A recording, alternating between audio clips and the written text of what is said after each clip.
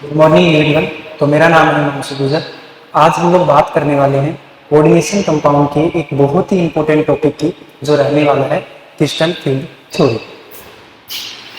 Coordination compound के अंदर अब तक हम लोग बहुत सारी चीज़ें ऑलरेडी डिस्कस कर चुके हैं, जैसे कि कोऑर्डिनेशन कंपाउंड के अंदर अब तक हम लोगों ने कोऑर्डिनेशन कंपाउंड का इंट्रोडक्शन, लिगेंड्स के बारे में, इसके अलावा coordination number, effective atomic number और बॉन्डिंग इन कॉम्प्लेक्स कंपाउंड, इन सब टॉपिक्स को हमने ऑलरेडी डिस्कस कर लिया। आज जिस टॉपिक के बारे में हम लोग बात करने वाले हैं वो रहने वाला है क्रिस्टल फील्ड थ्योरी, जिसे हम लोग शॉर्ट में CFT भी बोलते हैं। अगर हम बात करें तो हमने इंट्रोडक्शन में जाना था कि कोऑर्डिनेशन कंपाउंड क्या होते हैं, तो हमने कुछ डेफिनेशन इसकी देखी थी कि कोऑर्डिनेशन कंपाउंड वे कंपाउंड होते हैं जो अपने सभी कॉन्जिक्यूटिव आयंस का टेस्ट नहीं देते हैं। उसके बाद हमने जाना था लिगेंड्स के बारे में, जहां हमने जाना कि लिगेंड्स क्या होते हैं, जो अपना लोन पे सेंट्रल मेटल एटम को डोनेट करते हैं। और उसके बाद कोऑर्डिनेशन नंबर और इफेक्टिव एटॉमिक नंबर के बारे में जाना।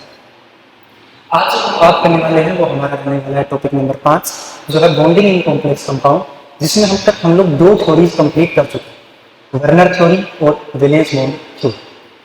आज जिस थ्योरी के बारे में हम लोग बात करने वाले हैं वो रहने वाली है CFT, क्रिस्टल फील्ड थ्योरी, जो कि कोऑर्डिनेशन कंपाउंड का एक बहुत ही इंपॉर्टेंट और बहुत ही इंटरेस्टिंग टॉपिक है। तो अगर हम लोग बात करें CFT के बारे में, तो सबसे पहली चीज जो हमारे पास आती है वो आती है कि आखिर हमें क्यों नीड है CFT की, जब हमारे पास ऑलरेडी 2 थ्योरी है, वर्नर थ्योरी और वैलेंस बॉन्ड थ्योरी, तो हमें एक और नई थ्योरी की आखिर रिक्वायरमेंट क्यों हुई? आखिर ऐसी क्या आवश्यकता है कि हमें एक और नई थ्योरी, वैलेंस बॉन्ड थ्योरी के बाद से क्रिस्टल फील्ड थ्योरी CFT बनानी पड़ी?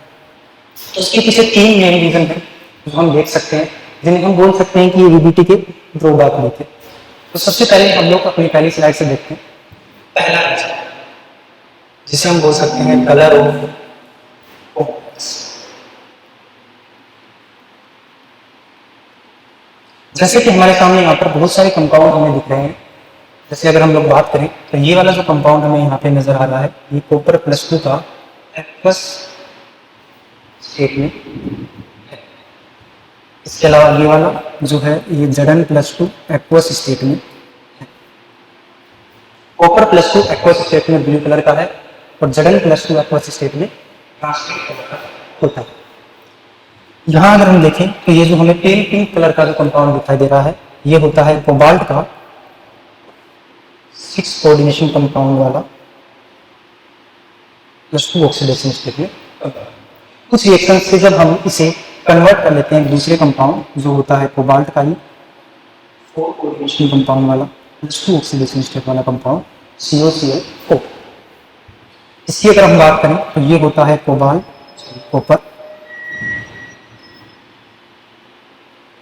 कॉपर H2 6+1, और ये जो यहाँ हमें नजर आ रहा है ये होता है कॉपर का +2। तो यहाँ हम बहुत सारी चीजें देख पा रहे हैं कि जैसे कॉपर +2 जो होता है वो ब्लू कलर का होता है, ऐसे ही Zn+2 ट्रांसपेरेंट कलर का होता है। ऐसे ही हम लोग बात करें तो जब कोबाल्ट H2O6 लिया जाता है +2 ऑक्सीडेशन स्टेट में, तो ये पेल पिंक कलर का होता है। जब इसे रिएक्शंस द्वारा यहाँ पर इन लिगेंड्स को बदल दिया जाता है और कोऑर्डिनेशन नंबर को बदल दिया जाता है, तो यहाँ पर कंपाउंड का कलर क्या हो जाता है, चेंज हो जाता है। सेम यहाँ पर जब कॉपर +1 में है तो ये ट्रांसपेरेंट कलर का है, और जब ये +2 में जाता है तो किस कलर का हो जाता है, ब्लू कलर का हो जाता है। तो हमारे पास एक क्वेश्चन आता है, वो ये आता है कि आखिर कॉपर +2 का कलर ब्लू ही क्यों होता है, आखिर Zn+2 का कलर ट्रांसपेरेंट ही क्यों होता है? लिगेंड चेंज होने पर, कोऑर्डिनेशन नंबर चेंज होने पर कलर में चेंज क्यों आता है? ऑक्सीडेशन स्टेट बदलने पर कलर में चेंज क्यों आता है? इन सारे क्वेश्चंस के जवाब वैलेंस बॉन्ड थ्योरी और वर्नर थ्योरी नहीं दे पाई थी। इन सारे क्वेश्चंस के जवाब जानने के लिए एक नई थ्योरी हमने बनाई या हमारे सामने आई, जो थी क्रिस्टल फील्ड थ्योरी CFT। इन सब के रीजंस कि इनके कलर ऐसे ही क्यों होते हैं, ये हम लोग जब CFT को और आगे पढ़ेंगे तो जानेंगे। दूसरा,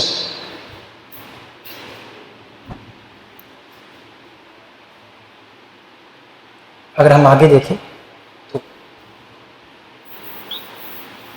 ये तो हमारा पहला पॉइंट था कि कलर ऑफ कॉम्प्लेक्स को एक्सप्लेन करने के लिए हमारे पास कौन सी थ्योरी आई, क्रिस्टल फील्ड थ्योरी। अगर हम लोग बात करें दूसरे पॉइंट की, तो हमारा दूसरा पॉइंट कुछ ऐसे है, Fe का ही एक कंपाउंड होता है FeH2 6 प्लस, तो Fe का एक और दूसरा कंपाउंड होता है FeCN6 minus.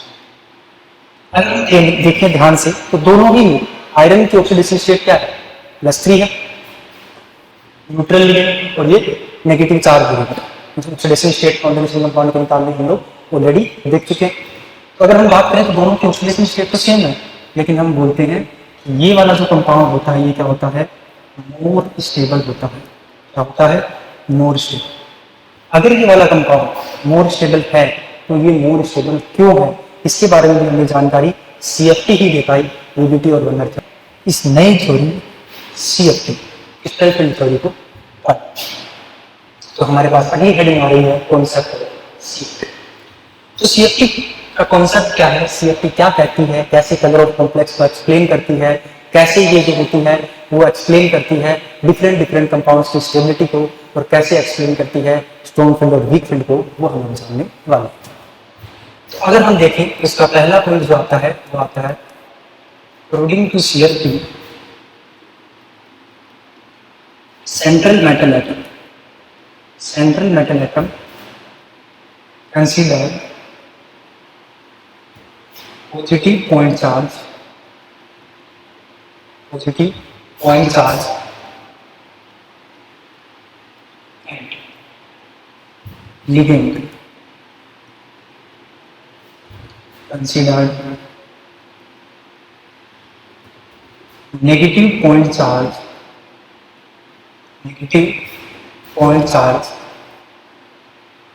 and negative point type and interaction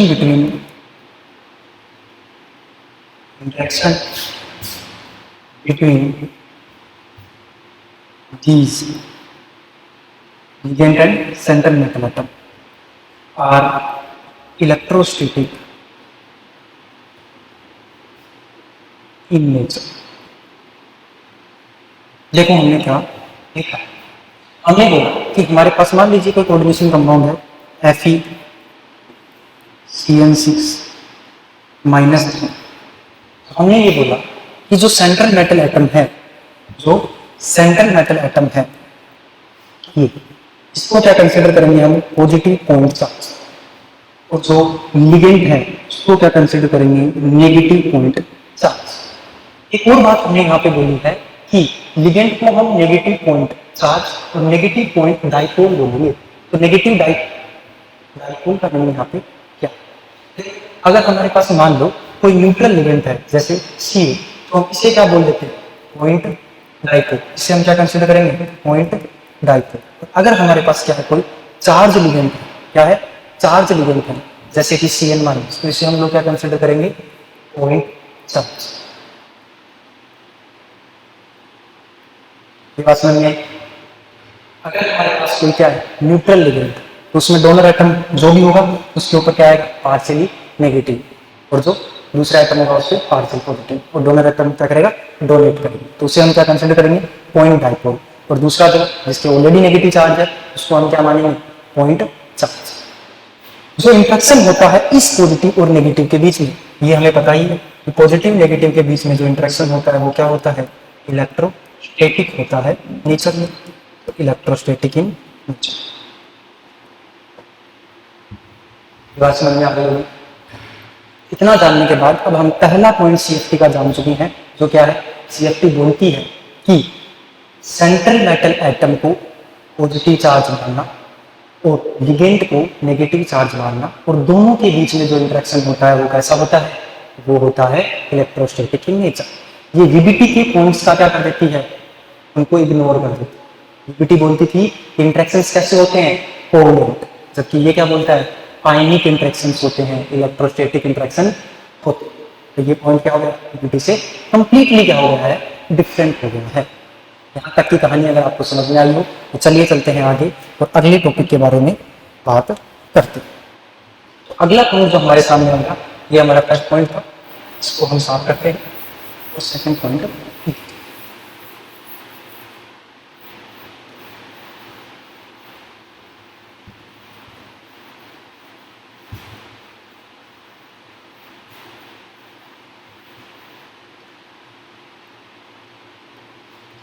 CFT का जो सेकंड पॉइंट, सेकंड सीएफटी क्या बोलती है?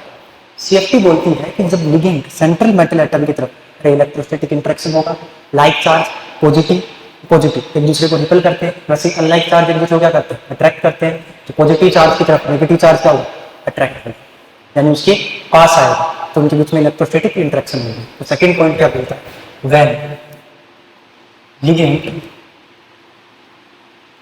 Approach to central metal atom, when ligand approach to central metal atom, the d orbital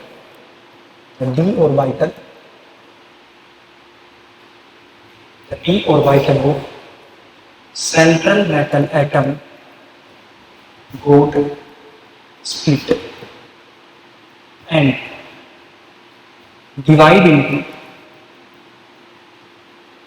two parts, two different set of energy, two different set of energy called T2G और EG। होता क्या, देखो जैसे हमारे पास क्या होती है, इधर देखो क्या होते हैं, जैसे कि हमारे पास चार क्या होते हैं, लाइन अगर हम खींचे 1 2 3 4 5 हमारे पास क्या होते हैं, डी ऑर्बिटल्स। जैसे ही लिगेंड क्या करते हैं, सेंट्रल मेटल एटम की तरफ अप्रोच करते हैं, तो जो 5 डी ऑर्बिटल है जो कि क्या थे, पहले सेम एनर्जी में थे, वो क्या हो जाते हैं, डिफरेंट सेट ऑफ एनर्जी में क्या हो जाते हैं, डिवाइड हो जाते हैं। एक लोअर एनर्जी में चला जाता है, हाइयर एनर्जी में, हाइयर वाले को बोल देते हैं ईजी और लोअर वाले को बोल देते हैं T2G सेट ऑफ ऑर्बिटल। अब अगर कोई लोग कुछ बैठे होंगे यहाँ पे जो ध्यान से सुन रहे होंगे, अगर ध्यान से सुन रहे होंगे तो उनके मन में एक डाउट आना चाहिए। तो डाउट ये आना चाहिए कि जब लिगेंड सेंट्रल मेटल एटम को अप्रोच कर रहे हैं तो डी ऑर्बिटल्स ही स्प्लिट क्यों हो रही है। पहला डाउट तो आना चाहिए कि डी ऑर्बिटल ही स्प्लिट क्यों हो रहे हैं, एस और पी ऑर्बिटल स्प्लिट क्यों नहीं हो रहे हैं। पहला डाउट तो ये आना चाहिए कि एस और पी ऑर्बिटल स्प्लिट क्यों नहीं हो रहे, डी ऑर्बिटल ही स्प्लिट क्यों हो रहे हैं। दूसरा डाउट जो हमारे दिमाग में आना चाहिए वो आना चाहिए कि डी ऑर्बिटल भी स्प्लिट क्यों हो रहे हैं। पहला तो ये कि एस पी क्यों नहीं हो रहे, और अगर डी हो रहा है तो क्यों हो रहा है। आइए जानते हैं कि डी दो डिफरेंट सेट ऑफ ऑर्बिटल्स में कैसे स्प्लिट होता है, और एस और पी दो डिफरेंट सेट ऑफ ऑर्बिटल में स्प्लिट क्यों नहीं होते।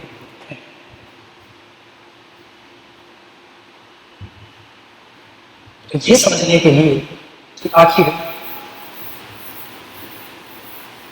S t x t y t z यानी एस और पी ऑर्बिटल्स स्प्लिट क्यों नहीं होती, ये समझने के लिए पहले हमें क्या समझना होगा, थोड़ा सा उनकी ऑर्बिटल की सिमेट्री के बारे में समझना। क्या समझना होगा, ऑर्बिटल की सिमेट्री के बारे में हमें थोड़ा बहुत क्या होगा जानना। तो आइए जानते हैं ऑर्बिटल की सिमेट्री के लिए।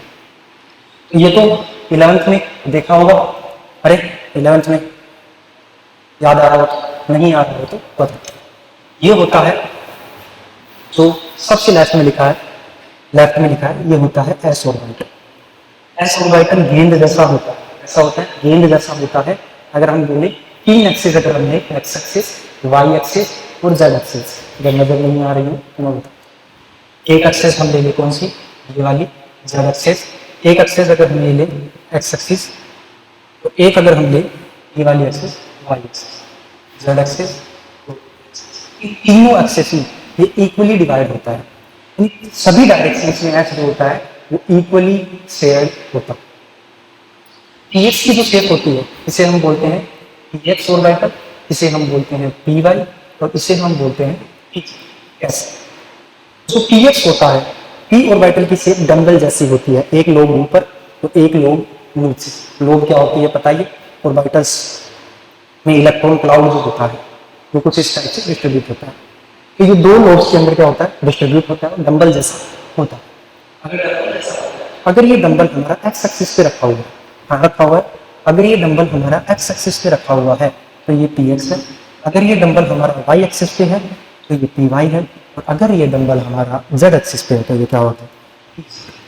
एक पॉइंट नोट करना, orbital x axis, y axis, z axis तीनों में equally share, p x, p y, p z तीनों ऑर्बिटल एक्सिस के ऊपर है, एक पी एक्स पे, एक पी वाई पे और एक पी जेड। मैं यहाँ पे बस ये समझाना चाहता हूँ कि एस ऑर्बिटल सारी डायरेक्शंस में इक्वली डिवाइड है और p x, p y, p z orbitals जो भी हैं वो किसके ऊपर हैं, एक्सिस के ऊपर हैं। मेरा एम सिर्फ इतना। इसके बाद अगर हम लोग आगे जाएं तो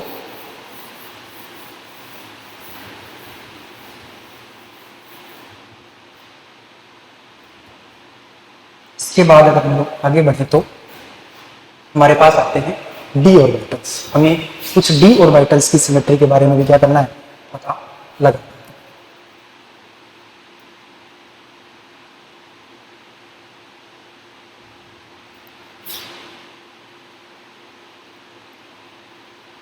तो हमारे सामने कुछ डी ऑर्बिटल्स हमें क्या आ रहे हैं, नजर आ रहे हैं। ठीक, ये वाला जो ऑर्बिटल है इसे हम बोलते हैं डी। अगर एक्स एक्सिस वाई एक्सिस के बीच में है तो डी एक्स वाई, अगर एक्स और जेड के बीच में है तो डी एक्स जेड, तो अगर ये लोब्स वाई और जेड के बीच में तो डी वाई जेड, अगर लोग एक्सिस के ऊपर है, एक्स और वाई एक्सिस के ऊपर है तो इसे बोलेंगे d x square y square, तो अगर कुछ इस टाइप का है तो ये डी जेड। ये हम लोग कहाँ पढ़ते हैं, ये हम लोग पढ़ते हैं अपने एटॉमिक स्ट्रक्चर के अंदर 11। फिर भी एक बार दोबारा देखो, मैं ये बोल रहा हूँ, देखो ये तो सबको पता ही है, ऐसा कोई जरूरी नहीं होता कि एक्स एक्सिस यही हो और वाई एक्सिस यही हो। हम ऐसे भी लिख सकते हैं कि जेड एक्सिस और ये एक्स एक्सिस, डिपेंड करता है कि हमने अपना रेफरेंस क्या लिया। तो बस वही करते हुए हमने यहाँ पे तीन डिफरेंट बनाए। देखो जब हम क्या कर रहे हैं, इसे एक्स एक्सिस और इसे वाई एक्सिस बोल रहे हैं, तो अगर डी ऑर्बिटल में दो डंबल होते हैं ऐसे क्रोस, ठीक है, अगर ये डी ऑर्बिटल्स के डंबल एक्स और वाई एक्सिस के बीच में है तो इस वाले डी ऑर्बिटल को बोलते हैं डी एक्स, अगर ये वाई और जेड के बीच में है तो डी वाई जेड, और अगर वाई और जेड के बीच में है तो डी वाई जेड, सॉरी, और एक्स और जेड के बीच में है तो डी एक्स, मतलब जिनके बीच में एक्सिस है उनका नाम। अगर एक्सिस के ऊपर ये वाई एक्सिस पे है तो एक्स एक्सिस पे इसे बोलेंगे d x square y square, और अगर ये जेड एक्सिस पे इस टाइप से है, एक डंबल ये अलग शेप का होता है, जेड एक्सिस पे इस टाइप से एक डंबल और उसके चारों तरफ एक इलेक्ट्रॉन की रिंग है, तो वो क्या होता है, डी जेड। मैंने सिर्फ एक बार डायग्रामेटिकली आपको समझाने का कोशिश किया है, बाकी 11th में पूरा डिटेल में पढ़ा हुआ होगा। अब अगर हम ध्यान से देखें तो ये जो तीन ऑर्बिटल्स हैं d x y, d y z, d x z, इनकी लोब कहाँ है, एक्सिस, इनकी लोब कहाँ है, एक्सिस के मिडल में, यानी एक्सिस के ऊपर नहीं है, एक्सिस के क्या है, मिडल में। देखो ये वाली एक्सिस है, ये वाली एक्सिस, इसके मिडल में ये जो एक्सिस दिखाई दे रही है कुछ इधर से जा रही है और अंदर की तरफ निकल जा रही है, तो इसके ऊपर नहीं है। इसी प्रकार ये एक्स और जेड के बीच में, ये वाई और जेड के बीच में, और ये जो दोनों हैं इनमें लोब कहाँ है, एक्सिस के, तो एक्सिस के ऊपर। तो हम क्या कर सकते हैं, दो पार्ट में इसको क्या कर सकते हैं, क्लासिफाई कर सकते हैं, ऐसे ऑर्बिटल्स जिनकी लोब मिडल में है और जिनकी एक्सिस के ऊपर। अब देखो आखिर ऐसा क्यों होता है कि डी ऑर्बिटल स्प्लिट होता है।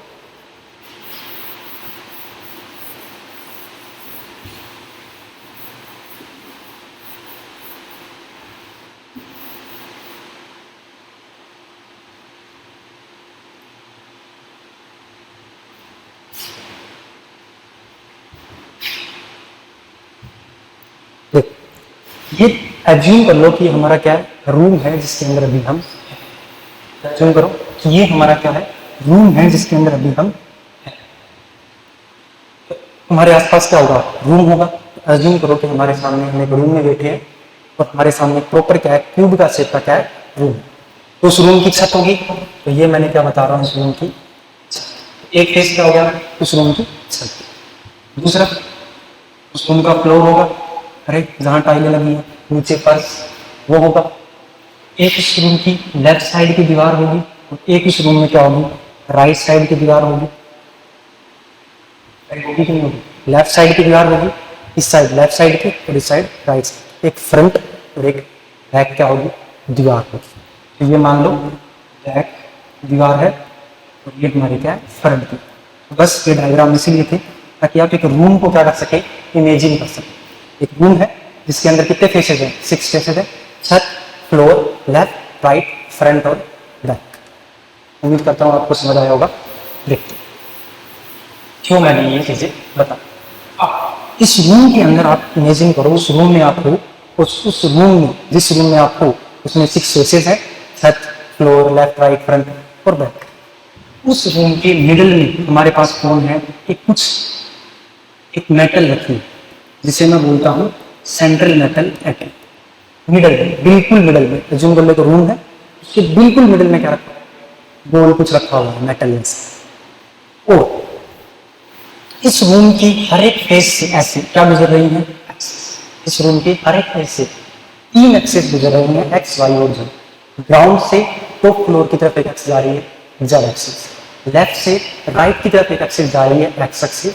और बैक से फ्रंट की तरफ एक एक्सेस जा रही है, y axis. X, y, z 3 axes उस सेंट्रल मेटल एटम के अंदर से गुजर रही हैं, तीनों फेसेस से निकलती हुई। ये बात तुम्हें समझ में आई कि नहीं, बताओ अभी नहीं। चलो एक बार दोबारा देखो, क्या है हमारे पास, एक क्यूब है इसमें कुछ फेसेस है जिसके अंदर अपर और लोअर 3 फेसेस है, अपर face, lower face, left, right, front और बैक।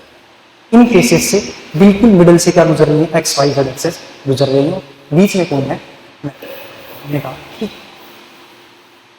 इमेजिन करते रहे, इमेजिनेशन कहाँ। चलो दिमाग की कसरत के बाद थोड़ा डायग्राम से देख लेते हैं। मान लो हमारे पास ये रूम है, ये हमारा बीच में क्या रखा हुआ है, मेटल। ये हमारा एक लिगेंड है जो ऊपर से, कहां से, ऊपर से टॉप फ्लोर वाली एक्सेस से आ रहा है। तो ये हमारा एक लिगेंड है जो टॉप फ्लोर वाली एक्सेस से आ रहा है ना।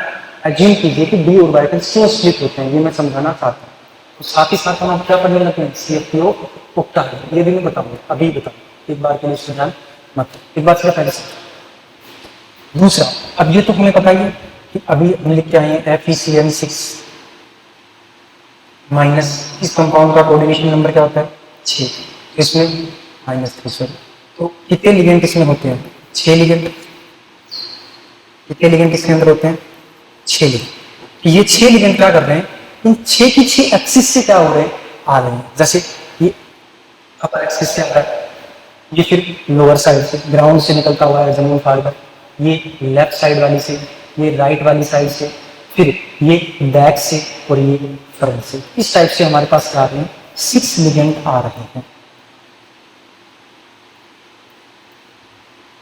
ठीक है, तो बीच में हमारा सेंट्रल मेटल एटम है और 6 लिगेंड जो 3 एक्सेस हैं उनसे आ रहे हैं, इन एक्सेस पे चलते हुए, एक -y एक्सेस, एक +y एक्सेस, एक -x से, एक +x से, एक -z से, एक +z से। उस मेटल की तरफ एक प्रकार से उस मेटल पे अटैक करने के लिए, अटैक करने के लिए अब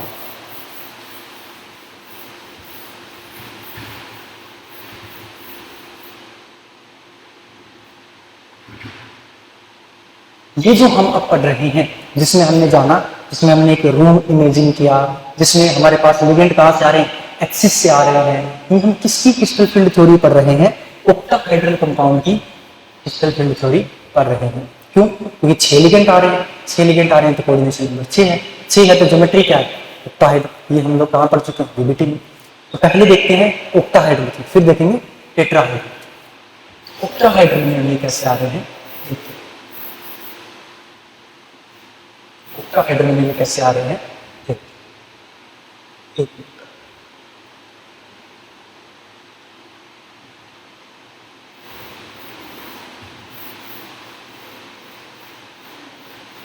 ऑक्टाहेड्रल में ये कैसे आ रहे हैं।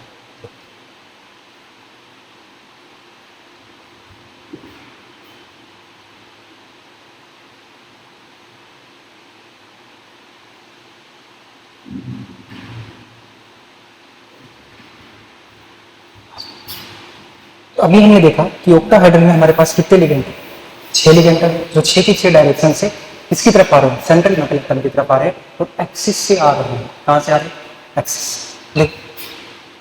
एज्यूम करो मैं सिर्फ एक बार एक एक्सिस बना रहा हूँ, सारी एक्सिस में यहाँ पे नहीं लिखा। मान लो हमारे पास ये कोई क्या है, एक्स एक्सिस है, और यहाँ से ये हमारा कोई लिगेंड है, तो ये मान लो इंटरेक्ट करता है हमारे d x square y square से। उस d x square y square ऐसा था जो एक्सिस के ऊपर था। तो ये इंटरेक्शन कैसा होगा, head to head interaction, head to head. ये कौन है, d x square y square से इंटरेक्शन है। सेम यहाँ से भी कोई लिगेंड आ रहा होगा वाई एक्सिस से भी, ये भी क्या करेगा, हेड टू हेड इंटरेक्शन। ये मान लो हमारा क्या है, इस बार मैंने बोल कि जेड एक्सिस है, कोई फर्क नहीं पड़ता उससे। ये हमारा क्या है, कोई डीजेड ऑर्बिटल।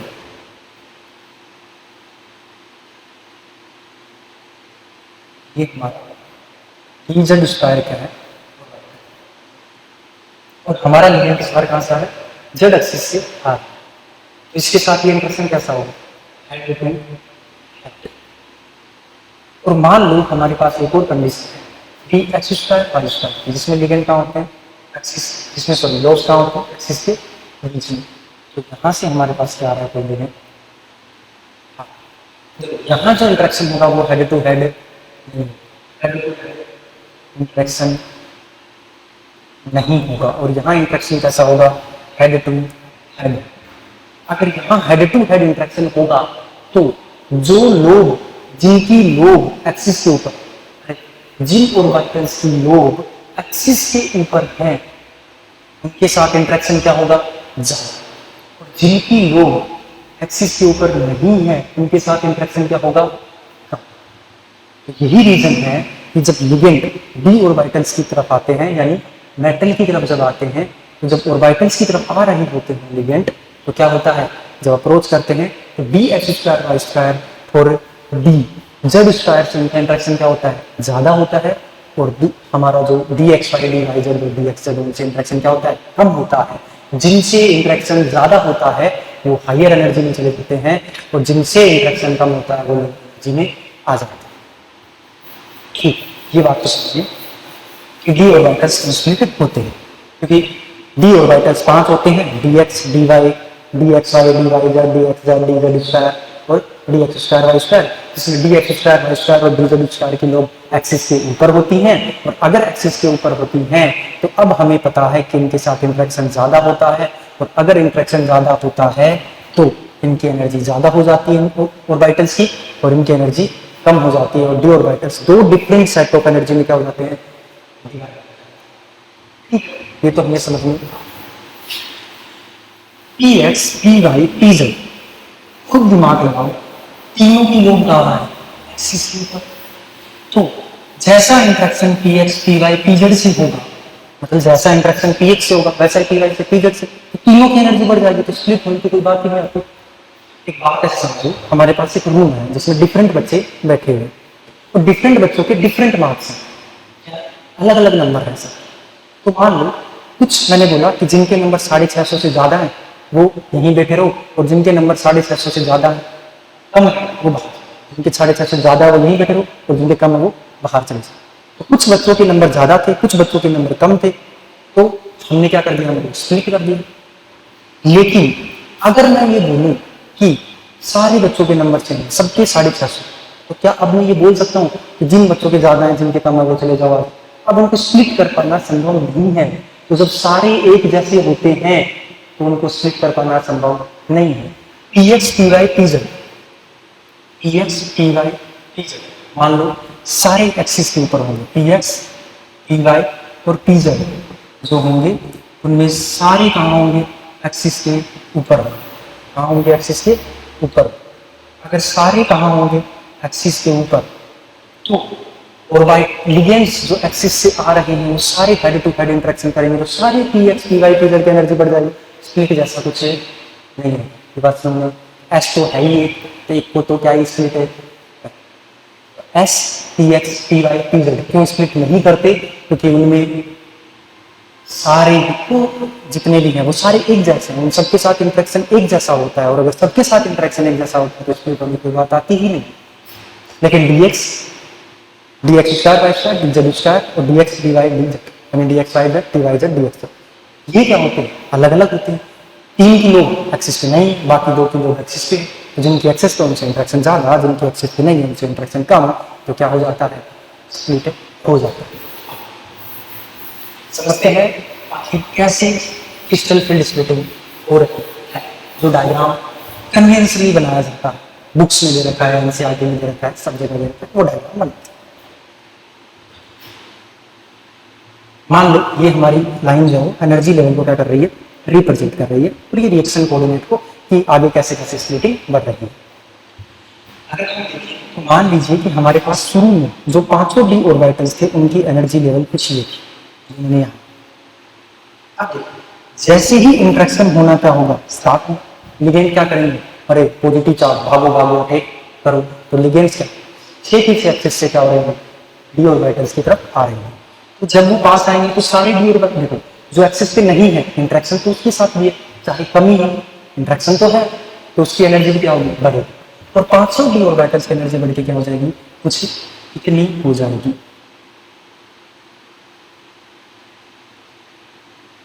एक होगा इसमें डी एक्स वाई, एक होगा डी वाई जेड, एक होगा d x square y square, d x z, एक होगा d x square y square, और एक होगा डी एक्स। और बाद में जिसके साथ ज्यादा इंट्रैक्शन होता है वो हाइयर एनर्जी पे चले जाते हैं, जो हमारे 2 होते हैं, और जिनके साथ कम होता है वो लोअर एनर्जी पे आ जाते हैं, जो हमारे 3 होते हैं। कम interaction d x, d y z और डी एक्स जेड के साथ होता है, d x square y square और डी जेड स्क्वायर के साथ क्या होता है? ज्यादा इंट्रैक्शन। ये मान लो हमारी स्टेट बंद थी, जब मेटल क्या था? फ्री था, तब कोई उसके पास नहीं था, कोई लिगेंड थे ही नहीं, तब वो उसकी डी ऑर्बिटल की सबकी डी ऑर्बिटल एनर्जी सेम थी और कुछ नहीं। जैसे ही लिगेंड उसकी तरफ अप्रोच करने लगे, एनर्जी धीरे धीरे धीरे धीरे क्या करने लगी? इंक्रीज करने लगी, और यहाँ तक एनर्जी हमारे पास क्या हो गई? जो एनर्जी हमें यहाँ पे मिली, ये वाली एनर्जी, इस एनर्जी को बोला गया एवरेज एनर्जी। क्या बोला गया? Average energy. और बाद में इसे ही बोला गया बैरी एनर्जी लेवल। बैरी एनर्जी, बैरी एनर्जी लेवल। अब देखो इसे क्या बोला गया? बैरी एनर्जी लेवल या average energy level. Average energy level से यहाँ की जो एनर्जी बोली गई, इन दोनों के पहले बीच की जो एनर्जी थी, मतलब लोअर एनर्जी वाले तीन ऑर्बिटल, हाइयर एनर्जी वाले तीन ऑर्बिटल, इसके बीच की एनर्जी को बोला गया डेल्टा। डेल्टा बोले तो क्रिस्टल फील्ड एनर्जी। क्या बोला गया? Crystal field splitting energy. क्या बोला गया? Crystal field splitting energy. इन दोनों को स्प्लिट करने वाली एनर्जी को क्या बोला गया? स्प्लिटिंग एनर्जी या क्रिस्टल फील्ड स्प्लिटिंग एनर्जी। तो डेल्टा यहाँ क्या है? Splitting energy. Splitting energy. इस average energy level, very energy level से ऊपर की जो एनर्जी थी वो है 0.6 डेल्टा ओ, नीचे जो है वो है -0.4 डेल्टा ओ। क्या ऊपर की एनर्जी 0.6 डेल्टा ओ, नीचे की एनर्जी है -0.4 डेल्टा। अब अगर हम देखें यहाँ पे तो हमें कुछ बातें यहाँ पे अब डाउट आ रही होंगी। मेरे को तो एक डाउट यहाँ पे टकरा रहा है कि ठीक है इंटरेक्शन बढ़ा आ रहा है, आ जाना चाहिए। देखो क्या यहाँ से मेटल के साथ लिगेंड ने क्या किया? इंटरेक्शन किया। लिगेंड ने इंटरेक्शन किया तो एनर्जी बढ़ते बढ़ते यहाँ पे आई। जिसके साथ ज्यादा हुआ वो हाइयर एनर्जी पे, जिसके साथ कम हुआ वो लोअर एनर्जी पे। कम इंटरेक्शन हुआ तो वो लोअर एनर्जी पे कैसे चला गया? नहीं समझेंगे। मान लो हमारे पास सेंट्रल मेटल एटम है, लिगेंड उसकी तरफ क्या कर रहे हैं? अप्रोच कर रहे हैं। लिगेंड क्या आ रहे हैं? धीरे धीरे पास आ रहे हैं। एक के साथ ज्यादा इंट्रैक्शन, एक के साथ कम इंट्रैक्शन। तो जो कम इंट्रैक्शन हुआ वो यही रह जाता है, वो ज्यादा हुआ वो ऊपर चला। अरे जिसके साथ ज्यादा इंट्रैक्शन उसकी एनर्जी बढ़ी, बात समझ में। जिसके साथ कम इंट्रैक्शन हुई उसकी एनर्जी कम बढ़नी चाहिए थी, लेकिन बढ़नी तो चाहिए थी, घट कैसे गई? बात समझ में। एक के साथ ज्यादा इंट्रैक्शन, एक के साथ कम इंट्रैक्शन। अगर कम इंट्रैक्शन है तो भी एनर्जी बढ़ेगी, और ज्यादा इंट्रैक्शन है तो भी एनर्जी बढ़ेगी, क्योंकि इंट्रैक्शन तो है। ज्यादा इंट्रैक्शन होगा ज्यादा एनर्जी बढ़ेगी, समझ में आया? कम इंट्रैक्शन है कम एनर्जी बढ़ती, ये कम कैसे हो गई? भाई कम बढ़ जाती, थोड़ा मान लो ये डी ऑर्बिटल्स कहीं यहाँ आ जाते और उसके बाद ये आ जाते। तो देखो इस बात को हुआ क्या है कि ये जो लिखा है यहाँ पे, ये है एवरेज स्टेट। कौन सी स्टेट है? Average state. मतलब लिगेंड p ऑर्बिटल्स की तरफ कर रहे थे या सेंट्रल मेटल एटम की तरफ अप्रोच कर रहे थे। किसी के साथ ज्यादा इंटरेक्शन, किसी के साथ कम इंटरेक्शन, लेकिन टोटल इंटरेक्शन होने के बाद d ऑर्बिटल्स की एवरेज एनर्जी ये थी। क्लासरूम है, किसी के कम मार्क्स, किसी के ज्यादा मार्क्स, एवरेज मार्क्स क्या थे? 700 नंबर थे। धीरे धीरे एग्जाम होना स्टार्ट हुआ, नंबर बढ़े बढ़े बढ़े बढ़े बढ़े बढ़े और एवरेज नंबर कितने आ गए क्लास के?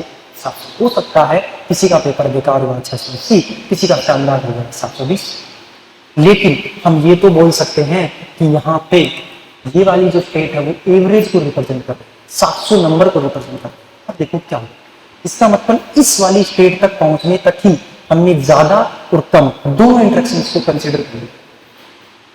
फ्री था, लिगेंड आए, एनर्जी बढ़ी, 500 डी ऑर्बिटल्स की बढ़ी, 500 डी ऑर्बिटल्स की बढ़ी, 3 की कम बढ़ी, 2 की ज्यादा बढ़ी, लेकिन बढ़ी, और 500 की बढ़ के जो एनर्जी बनी वो ये।